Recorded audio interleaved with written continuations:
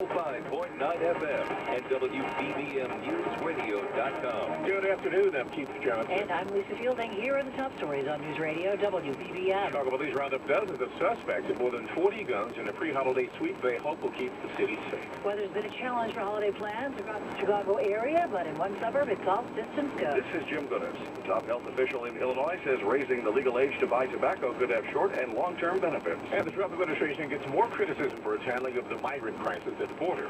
WBBM Sports. This is Jeff Joniak. White Sox a 7-5 Game 1 win over the Tigers. The nightcap tonight features Ross Duttweiler. Cubs are in Pittsburgh with Yu Darvish throwing in the Women's World Cup. It is Netherlands leading Sweden 1-0. WBBM Business. Fireworks on Wall Street as all three of the main averages end at new record highs. The Dow added 179 points.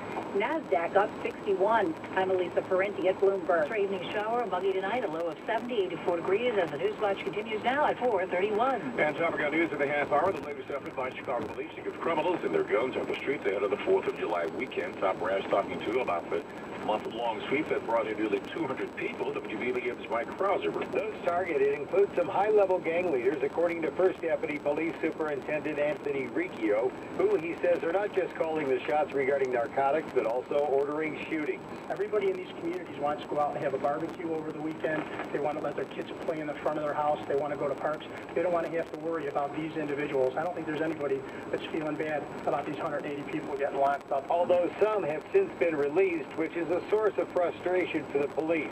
Riccio says they seized 40 guns.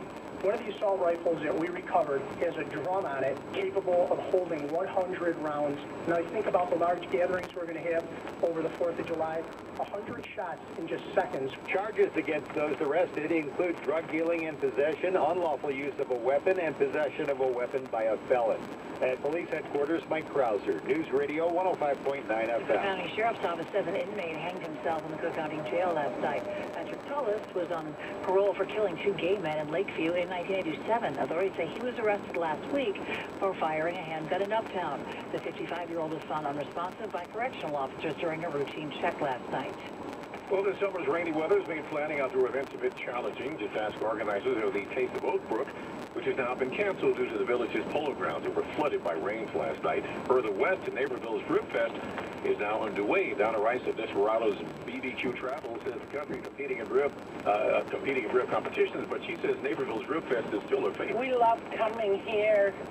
It's a great family area.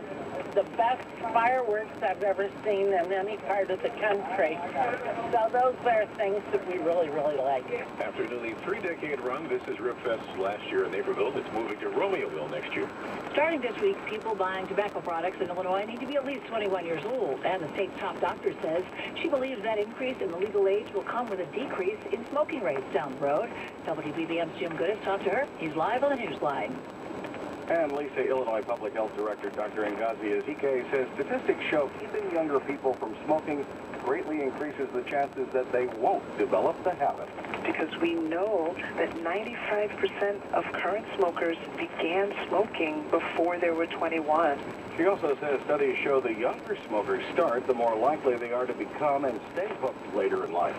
She also says raising the legal purchasing age should also reduce the number of smokers in high school, since younger students tended to get their cigarettes from older students who could legally buy them before this month. Reporting live, Jim Goodes, News Radio 105.9 FM. A shop on Montrose near Ashland is a throwback, repairing and selling OTV electronics. And now the owners are asking for help in making the rent. Colorado. Con el centro TV. Hello? 78-year-old Ursula Luchik and her 80-year-old husband Mitch are surrounded by old electronics that need fixing. The Luchiks need help with the rent.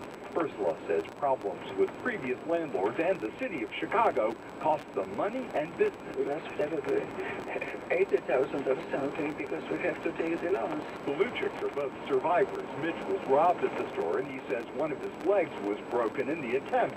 And Ursula has chased after shoplifters on the street. And we went after him and sold to him, said it is mine. We took from him. Now the Luchiks have set up a GoFundMe page for help. Steve Miller, News Radio 105.9 FM. WBBM News Time, 4:35. CBS News Update. President Trump has brushed off reports of overcrowding and terrible conditions in migrant detention centers. He says the migrants can opt not to come to the United States. All problems then solved, he tweets. CBS News correspondent Maria Villarreal is in McAllen, Texas, outside of Border Patrol facilities spotlighted in a recent Department of Homeland Security report. Inspectors visited 5 Border Patrol facilities along the southern border. They are concerned with overcrowding, and they say prolonged detention is creating this immediate risk to both the health and the safety of the migrants and also the agents inside. Amnesty International's Brian Griffey says the Trump administration's abuses have extended to not only the migrants, but people helping them as well. The Department of Homeland Security has abused its authority to conduct searches and questioning at the U.S.-Mexico border in order to target people based on their constitutionally protected views and speech. CBS News Update, I'm Matt Piper. WVU News Time 4:36. A Virginia community is in mourning after the remains of a missing 2-year-old boy were found at a trash incinerator. County Police Chief Terry Holt. Make no mistake, this has taken a toll on our community and our first responders. It will take time for all involved to recover and to heal. The boy's mother is charged with 3 counts of felony child neglect involving 3 children. The AccuWeather 5-day forecast, plus a look at gas prices next. WBBM News Time 4:36. Dental implants from Eon Clinics. You'll start every day with a smile. Smile and stop trying to hide your mouth. Smile and eat your favorite foods again. The world is a better place when you start smiling again. For a free consultation, call 844-365-SMILE or online at eonclinics.com today. That's eonclinics.com. Dental implants from Eon Clinics. Smile for life. Have you noticed any cracked or sinking concrete around your home? Besides looking bad, uneven concrete makes it easy to trip and fall. Would you like to fix that problem? Permaseal has the solution for you. Permaseal's poly-level solution is done with minimal disruption, quickly, and at a fraction of the cost of concrete replacement. It's the most durable solution to your sinking or uneven concrete. Don't replace it, raise it. Call Permaseal at 800-421-SEAL or go to permaseal.net.